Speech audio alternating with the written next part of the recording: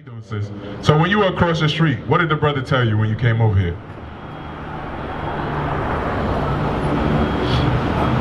Okay, put this in. That we would serve our enemies. Okay. Now, if I asked you who are our enemies, how will we identify that? Right? Because you just looking at this sign, right? If you had to pick a nation, and by the way, what's your name? Julie. Okay, I'm Jadiel. 2 J names. All right. So if you had to pick who you were, right? According to what the world calls you, I believe you say you were Mexican, right? Okay. Now, you said we have to serve our enemies, right? So who are the enemies, or the soldier told you had to serve your enemies. So who are the enemies of the Mexicans?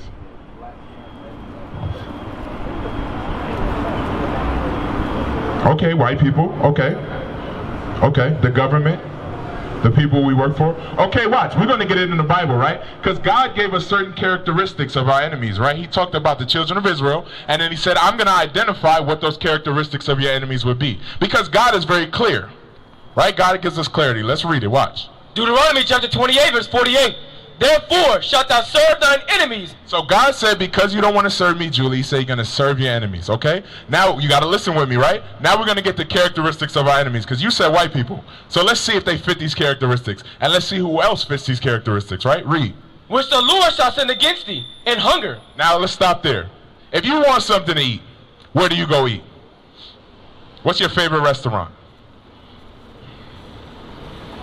Popeyes. Okay, you go to Popeyes, right? Now, they put people that look like me and him in a Popeyes commercial, right? But do we own Popeyes? Well, no, we don't, right? There's a rich white man somewhere sitting down and he owns Popeyes. Give me somewhere else you like to eat. Okay, you like Chinese food? Yes. You serve your enemies for that, right? You do. Okay. Do you like, what's another type? Do you like Indian food? Did you serve your enemies for that, right? You see how the Bible is identifying your enemies? Now, is that only white people? Nah, you see? It's a lot of other people outside of your nation. Okay. They wash the dishes in the restaurant, right? A lot of my friends, they worked in the restaurant industry. Watch this. Read. Watch, I got you. And in thirst.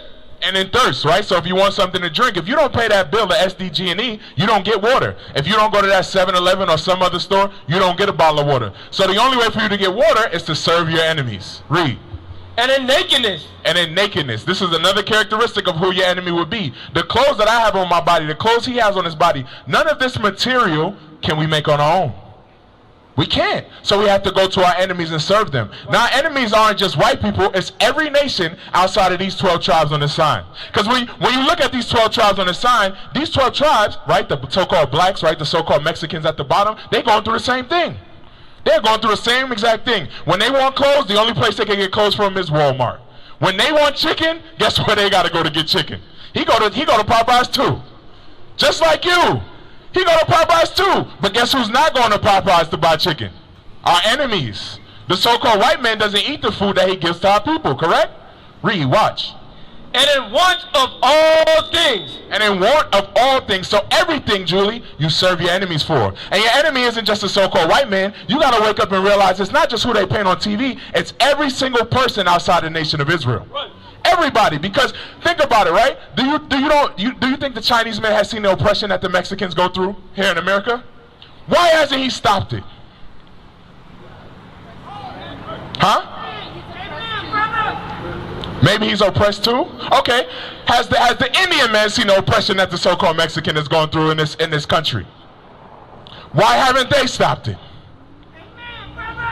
Huh? Maybe they're a part of it too. There it goes, Julie. That's exactly what we got to wake up and realize. That's exactly what we got to realize. If they're not stopping it, they're a part of it. And that's what we're going through. They are a part of what we're going through here in this country. Read verse 49. Now I'm going to get specific to the Mexicans, right? Because I want you to know you're from the tribe of Issachar. Read. Verse 49. The Lord shall bring a nation against thee from far. So the Lord brought a nation against the so-called Mexicans from far. Now, when you look at a map, they split the map into hemispheres. What hemisphere is Europe on? Okay, all right, it's a tough question. Europe, right? Europe is on the eastern hemisphere, okay? You with me? So if you looked at a map, Europe would be on this side, right? And we are on the western hemisphere, okay? So If you took the world, we are on the complete opposite end of the world. Now listen to what God said to identify again who our enemies will be. Read it again. The Lord shall bring a nation against thee from far, from the end of the earth. So God said, Julie, your enemy was going to come from the other end of the earth. That's what happened, right? Your enemy came from the other end of the earth. Read. As swift as the eagle flieth. So he said your enemy would come as swift as the eagle flieth. Now, when you look at all these so-called European nations, which is Esau in the Bible, Greece had the eagle. Rome had the eagle, if you see it there. The Spanish who conquered your people, the so-called Mexicans, had the eagle. And today, what's on our flag? There it goes, right? There's a common denominator to identify who your enemy is. Read. A nation whose tongue thou shalt not understand. So when they came, guess what your people spoke? Did you speak Spanish? What'd you speak? You spoke native. Okay, Nawa, right, is the language. It's a derivative of Hebrew. So you all spoke Hebrew at first. But now in a Mexican family, if you do not speak Spanish, are you considered Mexican? Isn't that a shame? That's a shame, right? That your oppression could come and oppress you so far that your people take value in their language versus figuring out who you are. That's what you're dealing with today. Read. A nation of fierce countenance, which shall not regard the person of the old, nor show favor to the young. Now, when it says a nation of fierce countenance, when you look in history, Christopher Columbus was taking babies out of pregnant women's wombs and banging their heads up against the rocks. That's very fierce, right, Julie? That's something very graphic that we got to get in our brain. Now, do we think the same people who did that to us are going to be the same people who give us freedom? That's not possible. Are the same people who did that to us going to take us out of the kitchens and the restaurants? They're not. They're going to keep the Mexicans in the kitchen and the restaurant. They think they're doing you a favor. Guess what? They know they're not doing you a favor. They make you think that they think they're doing you a favor. They know exactly who you are and they know exactly what they're doing to you, Julie. You understand that? They understand that. The white people know that their riches are built off the backs of our people. They know that.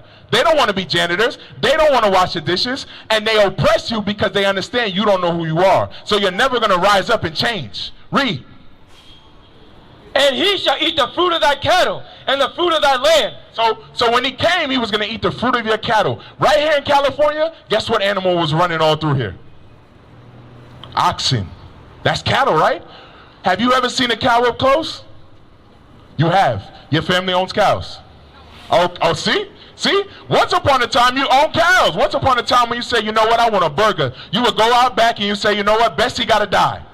That's what you would say. But right now, you cannot do that. You don't got a Bessie to call your own. You don't got no milk that you could get from the cow. You don't own goats because they own them all. There it goes. Read it again. Watch. And he shall eat the fruit of thy cattle and the fruit of thy land. So he, your enemy, right, he would eat the fruit of thy cattle and the fruit of thy land. Now, in Mexico, Mexicans pick what? What do they pick in Mexico? Matter of fact, let's not even go to Mexico. What are Mexicans doing in Bakersfield? What's going on in Bakersfield with Mexicans? You tell me, you're laughing because you know. What's going on in Bakersfield? What jobs do they work up there? They pick in the fields. Now, when they pick in the fields, if they were picking and eating them at the same time, would they keep their job? No. Just like the person who works in the back of the restaurant can't take plates home. So you work for your enemy and you get no benefit from it. That's what the Bible is talking about. Read. Until thou be destroyed. So God said that will happen to you until you are destroyed. And what we say a lot of times, because we're alive and we have pride to walk around with our head held high, we're not destroyed. But guess what, Julie? A destroyed people doesn't know who their enemy is. A destroyed people has no direction. A destroyed people doesn't know that God is doing this to them, and that's why this is happening. Right? A destroyed people. This is a destroyed people. You see? So our people, right, the so-called Mexicans, but you're from the tribe of Issachar, are destroyed. Right. That's where we are today. Because you don't know why this happened and what happened in order to put you here. But I'm going to show you. Read verse 15. Verse 15. But it shall come to pass, if thou wilt not hearken unto the voice of the Lord thy God. So God was talking to the Israelites here. So he said, if you didn't listen to the voice of the Lord thy God, read. To observe to do all his commandments. To observe, to pay attention. That's what that word observe means. And do. That means you had to have a physical action behind what you understood. You saw something and then you acted behind it. So God said we were supposed to do everything written in the Bible. And we didn't. Today, does your mom open up the Bible and say, daughter, we're going to move based upon the Bible? Or your dad? So we're not doing the commandments, right? Because we have to go into the Bible to find them. Read. And his statutes, which I command thee this day, that all these curses shall come upon thee. So God said if we didn't do his commandments, curses would come upon us. Now when you think about a curse, your enemy coming against you and taking all your food, that's a curse. Your enemy coming against you and you having to go to them for food and for water and for jobs like we talked about, that is a curse. That is a curse that the Mexicans are under. You understand? Read. Shall come upon thee and overtake thee. Cursed shall thou be in the city. So those curses shall come upon you and overtake thee. When you read that word overtake, it's like being in a swimming pool and the water is over your head. That's what we're going through when it comes to the curses. We don't even understand what type of position we're in. And guess who that's happening to? That's happening to the Mexicans. But the Bible says it's happening to the Israelites. So if the Bible says it's happening to the Israelites and it's happened to the Mexicans, then who must you be? You must be an Israelite. Exactly. And that's what God is telling you. It's not us. This Bible's older than us. God wanted you to have things to look at and see who you are today. To have guidance. God never forgot you. You just lost your way. Give me verse 46. Verse 46. And they shall be upon thee for a sign. I got you. They shall be upon thee for a sign and for a wonder, and upon thy seed forever. So these curses, Julie, were upon you for a sign and for a wonder. When we look over there, we see Donut Star, right? That's how we know it's there. When we look over there, we see Walgreens, right? We see these different signs. That's how we know they're there. So you have curses on you, and that's how we identify who the Israelites are. And you are supposed to wonder about those signs. You get me? So now you know you're an Israelite from the tribe of Issachar. What's the next step? Huh? You want to do something about it. Okay, I'm going to give you something you can do about it. You say it again for me.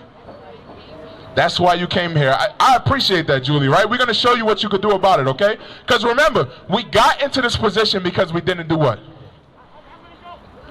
No, we didn't apply what? There it goes, Julie. So we didn't apply the commandments. That's what we didn't do. Because when you think about it, our people have tried every single other thing on the planet to change. Before I go there, give me Lamentations 4:17. We've tried this. Let's go there real quick, right? I'm going to show you a couple things we've tried. And you tell me if this is true or false. Before I get you what you need to do to change, I'm going to ask you, did we try this? Lamentations 4:17. Lamentations chapter 4 verse 17. As for us, our eyes as yet fail for vain help. And our watching, we are watched for a nation that could not save us. Now, as a people, have we gone to America and asked for help? Have we gone to other nations we're in and asked for help? Has that helped? No, it hasn't helped. So we've tried that approach already, right? We've tried that. Give me Deuteronomy 22:5. This is the approach that our sisters need to try. This is the approach you can try, and this is going to change your community. And I'm going to show you how. This is your superpower. All right? Deuteronomy 22:5. Deuteronomy chapter 22 verse 5. The woman shall not wear that which pertaineth unto a man, neither shall a man put on a woman's garment. So what is a man's garment, right? Or what is a woman's garment that a man could wear? Yeah, what is a woman's garment that a man could be wearing? Huh? A shirt? No. It's specific to a woman. What's something that you'd identify a woman with? A piece of clothing. Not a purse. It's a garment. It's a piece of clothes. When you look at a bathroom, right? You go to the bathroom. What's on the woman's side and what's on the men's side? What? You said it. A skirt or a dress. If I was out here in high heels and a dress teaching aggressively, you wouldn't be here. You would be somewhere down the block because you'd be like, he looks crazy. Right? Right? Okay, if your dad was standing right here teaching, what would you say? He would look crazy. Yeah, see? So it's okay for me to do it, but not your father. Either way, a man in a dress looks crazy, right? We could be direct. We got to tell our men that. Read it again from the top. Watch. The woman shall not wear that which pertaineth unto a man. So now, it's on you, Julie. I'm not supposed to wear a dress. What shouldn't you wear? There you go. It's clear. It's black and white, right? So a woman is not supposed to wear pants according to the Bible. That's a commandment of God. Now, how many church women do you see wearing pants throughout the week? They wear during the week, they wear it, right? But in church, they take it off for one day, right? The Bible says 7 days a week you weren't supposed to wear pants. Read it again.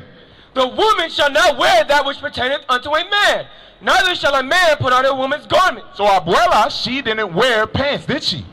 She wore a dress. It's because she understood her role. Now, I said in the beginning of this, this is your superpower. Romans 7:14. How does this benefit a community, right? Because you hear it, you like, if I put on a dress, that's going to change everything. I got you. I'm going to show you how it impacts a lot of things, right? First, you got to understand this. Romans 7:14. Romans chapter 7, verse 14. For we know that the law is spiritual. So all the laws of God are spiritual. Everything in here is spiritual, right? So God didn't just tell you to do it for a reason or for no reason. It's going to change something about your spirit. When I say spirit, it's not a ghost floating around. It's the characteristics that make up who Julie is. That's what it's going to do. It's going to change those characteristics. Now, when a woman has on pants, how can she sit? For an example, if you had on pants, how can you sit? Can you sit like this? Can you sit like that in pants? You can sit like that, right? If you got on a dress, can you sit like that? Why not, Julie? Why not? I'm asking you. I want to learn. Or maybe somebody doesn't know. Why can't a woman do that in a dress? Hold on, say it on the mic. She'll reveal herself. She will reveal herself. You see? You see? So God had certain things that he wanted to do to have you to have certain characteristics. If you had a dress on, you couldn't be a revealing woman. No, she can still wear it. She can still hold herself together, but I get what you're saying. She wouldn't be revealing, right? We'll start there. We'll deal with just that. So as one thing that pants would change is it would change our woman's idea of how they should look in revealing themselves, right? Because a lot of women wear tight pants, and then before they leave, they look in the mirror, right? Okay. First Timothy 2:9. 1 Timothy chapter 2, verse 9. And like manner also, that women adorn themselves in modest apparel. So a woman was supposed to adorn herself in modest apparel. She's supposed to wear modest apparel. Read. With shamefacedness and sobriety, not with broidered hair or gold or pearls or costly array. And like manner also, that women adorn themselves in modest apparel, with shamefacedness and sobriety. So he said that women were supposed to have shamefacedness and sobriety. What he's telling you is when women don't wear modest apparel, what comes with that? They're not shamefaced.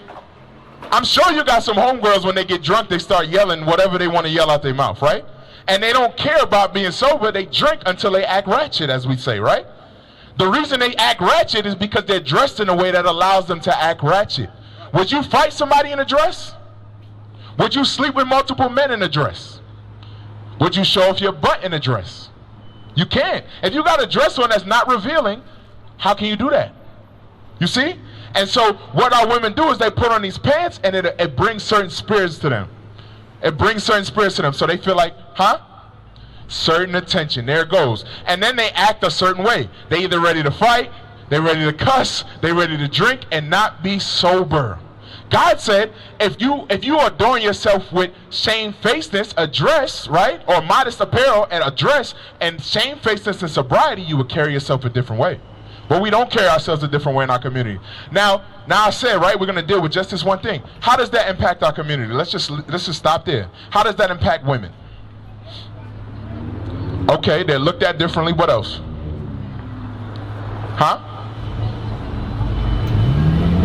Men look at them a different way. Okay. Give me Deuteronomy 20. Give me the 22:16. I think I want. You got me? So now women don't have. How old are you, if you don't mind? You give me a rough age. Okay, that's fine. I'm not going to repeat it on the mic, right? So you as a young woman, right?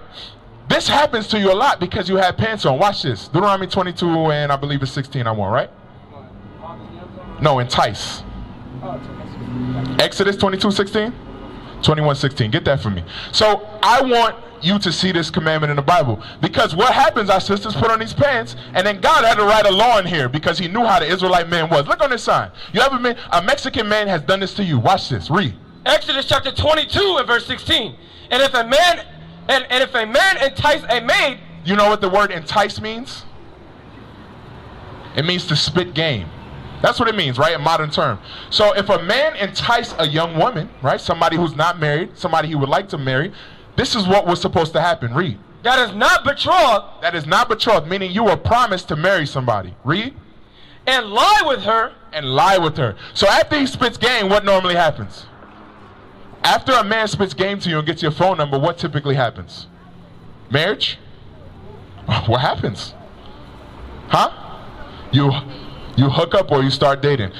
It's in the Bible. Watch. We're going to read it again. Read it from the top. And if a man entice a maid that is not betrothed and lie with her, he shall surely endow her to be his wife. So when a man was to lie with the woman, he was supposed to make that woman his wife. That's what was supposed to happen. But when our women wear pants, they can't see this far. All they can see is the tip of their booty poking out in the mirror. You understand? They can't see as far as how this is going to leave them with 3 kids in the street. They can't understand how that's going to happen to them. That happens because they put on them jeans. You understand? That's the beginning of that. So now we started with just wear pants, stop wearing pants. You see how simple that is? Stop wearing pants. But somehow we ended up at baby mamas. You see how we got to baby mamas from pants? God has simple things that he asks us to do, and they have ripple effects. They have ripple effects. That man was supposed to marry you. Now what happens when you're a baby mama? We're going on a journey, Julie. I'm trying to save you from being a baby mama by putting a dress on. It's really that simple. What happens now? That man entices you. He lays with you. What happens now? You get pregnant. Now, how do you feel about that? How do you feel about being a single mother? Huh? No, I'm saying, not you, but how do women feel typically about that? They want a family. Okay, what else? They want to feel loved. Okay, I'm with you. Isaiah 3:12. Look at this. This is what happens, right? So now you're a single mother. Say you got a little boy, you got a little girl. This is what happens to that little boy or little girl. Watch. Isaiah 3:12. Isaiah chapter 3 and verse 12. As for my people, children are their oppressors. So our people, oppressors are their children. The Mexicans down in TJ, even here in San Diego, the gangs recruit little boys to shoot. Guess what they are raised by? Guess who they're raised by? No, they don't have 2 parents. Typically they have 1 parent. Who do they have? They have their mom. You understand? And what does their mom teach them about their dad? That he's not there, right? He's not there. So mom says this dude ain't ish. That's what mom is teaching this little boy or teaching this little girl. All because she put on her tight pants, went to the club, a dude spit game, he slept with her, now she got a baby, and now she telling little baby, yeah, daddy ain't shit. Mom, no, you're not nothing. Yeah, mom, you're not shit because you shouldn't have put on those pants, mom. That's the ripple effect in our community. How? What are you supposed to? We're going to get there. I get there. Stay with me. We're going to go there. Yes, you can. Yes, you can. Where do you work?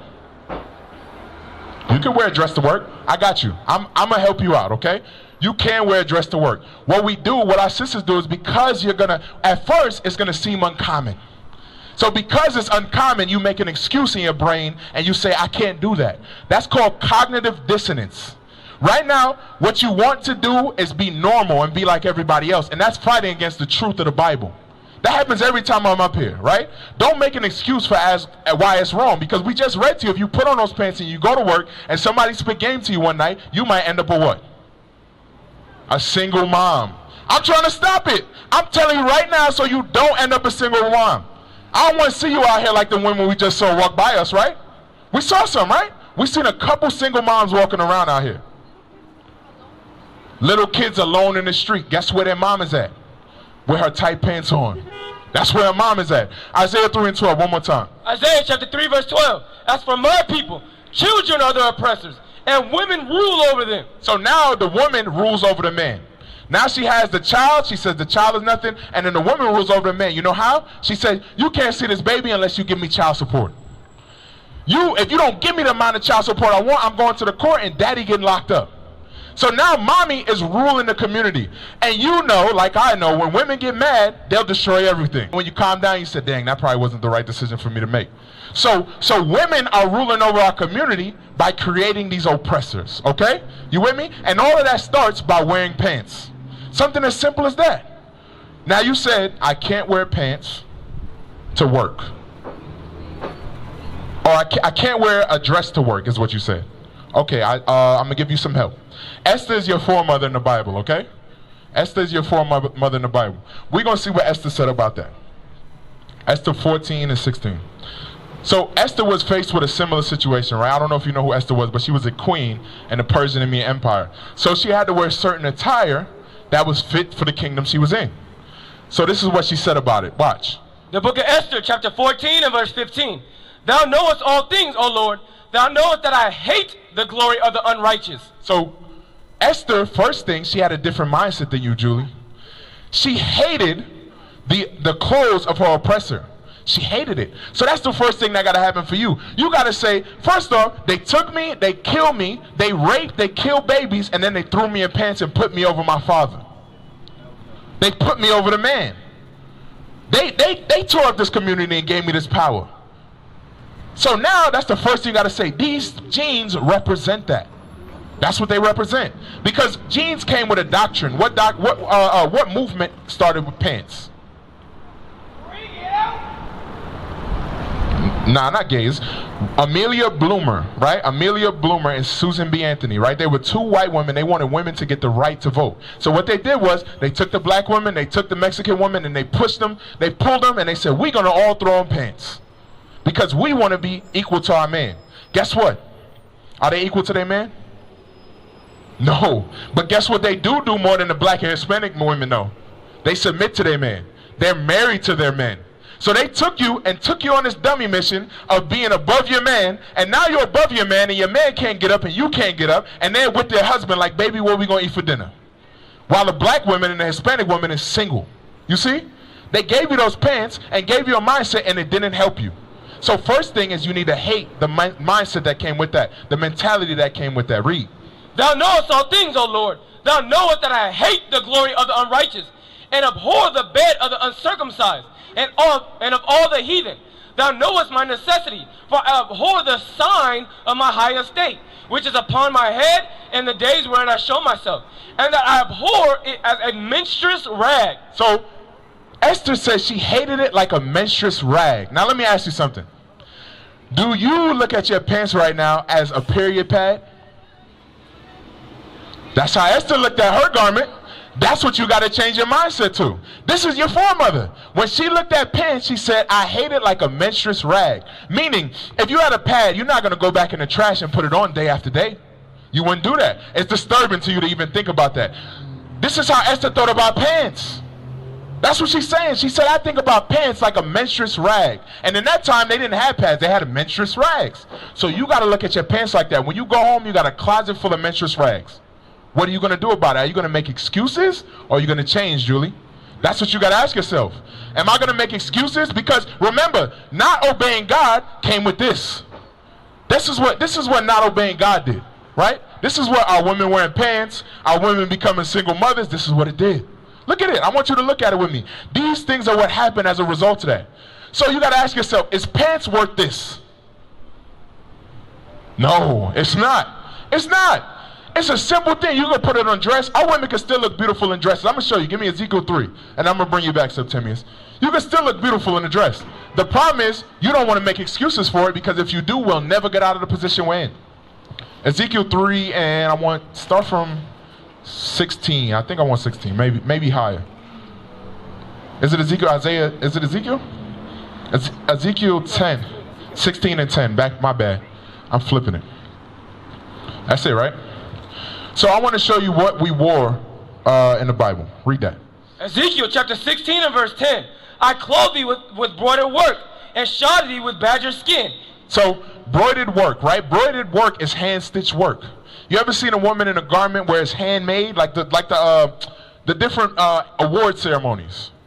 The women wear what? They wear hand-stitched garments from the top designers. Well, God said, that's what I put you in. I put you in that. I didn't put you in these jeans, these denim jeans that rip up and got holes in them. I put you in embroidered work. Read. And shod thee with badger skin, and I girded thee about with fine linen. You had the finest linen that you could have imagined. The women of Issachar, that's what they wore. The finest garments. That's what we're going back to if we keep God's commandments. Read. And I covered thee with silk. I decked thee also with ornaments, and I put bracelets upon thy hands. So you had silk on your body. You know how hard it is to find real silk? But the Israelites had real silk, and that's what we're going back to if we keep God's commandments. That's what you're going back to, being from the tribe of Issachar. Silk. Read. And I put bracelets upon thy hand. Bracelets. You see how women, they like to wear bracelets, right? Or bangles, right? They like to wear that because they wore that in old time. Read. And a chain on thy neck. We had chains on our neck, read. And I put a jewel on thy forehead. Our women had a jewel on their forehead. You ever seen the Indian women, right? They wear jewels on their forehead. That comes from the Israelites. That's our custom. We look at it now and we say, that's strange. Why she got a diamond in the middle of her forehead? God made you to be that beautiful. That's who you are. Right. Read. And earrings in thy ears. And earrings in your ear. Today we still wear earrings, right? God is the reason we wear earrings. Read. And a beautiful crown upon thy head. See, you had a crown, but it wasn't the crown of the other nations. It wasn't the jeans and the pants from the other nations. You had a crown that showed you was from the nation of Israel. Read. Thus was thou decked with gold and silver. You had gold and silver. We still like that stuff today. This is your custom. This is what we got to come back to. We can't say, I can't wear pants to work. You got to find, I can't wear a dress to work. You got to say, I got to find a way to get back to this. That's got to be your mindset. Your mind has to say, how do I get back to that? Because that's beautiful. That's who you are, Julie. You understand? It sounds beautiful, but you can be that, right? Last one, Zephaniah 2:1. We have a bunch of sisters in our congregation that wear dresses. You understand? Yes, we have a congregation. The information's on there. Watch. We'll show it to you. But we have a bunch of sisters who wear dresses, right? They wear jewels on their forehead like we read in that scripture, Julie, okay? Listen to this one. Zephaniah 2:1. Zephaniah chapter 2 and verse 1. Gather yourselves together. Listen to this, Julie. Listen up. I'm going to show you that. Read that. Gather yourselves together. Yea, gather together, O nation not desired. Gather yourselves together. So the Bible says to gather yourselves together, Julie. This is talking to our men and to our women. Specifically you. God was saying the stronger the strength comes in unity. Your strength comes in unity. Being around other women who can show you how to make those garments. Being around other women who can show you how to put a dress on and go to work. Because guess what? All of our wives, they wear dresses to work. Because it's a commandment of God. So it is possible. It is very possible. And it's not just in San Diego. There's congregations all across America with women wearing dresses to work. We coming back, Julie, and you could come with us too. Read it again. Gather yourselves together. Yea, gather together, O nation not desired. We are a nation of people, right? I showed you that. I say you from the tribe of Issachar. That's not one person. There's a nation of Issacharites, and that's why we out here, to wake all of them up. And one day, Julie, they're going to all be in dresses. They're going to all be wearing dresses to work. They're all going to have jewels on their forehead again. You know why? Because they're going to wake up and come back to who they are. That is Bible prophecy. Right. That's what the Bible is about. Right. The Bible is about the Israelites. Joel 2:27. Then I'm bringing them back. I said that was my last one. I'm making you want to cry, Julie? It's okay to cry. You know why? Because this is the best thing that you're ever going to find out. Right. This is the best thing you're ever going to find out. You know why? The church is not telling you the good news of the Bible. Right. They're telling you good lies, stuff to make you feel good. But the truth is that the Israelites are going to come back and we're going to be on top again. Right. Joel 2:27. Joel chapter 2 and verse 27. And ye shall know that I am in the midst of Israel, and that I am the Lord your God. God said he was in the midst of Israel. He's the Lord your God. Today, that's what you find out, Julie. God is your God. God said, Julie, put a dress on. God said, Julie, you are beautiful. God said, you can change baby mama drama. God said, gather together. Read it again. And you shall know that I am in the midst of Israel, and that I am the Lord your God, and none else. God is possessive, Julie. He said he's nobody else's God. Right. He's nobody else's God. He's your God. Right. And this is what God said about that. Read. And my people shall never be ashamed. Shall never be ashamed. Julie, there's nothing to be ashamed of crying. Right.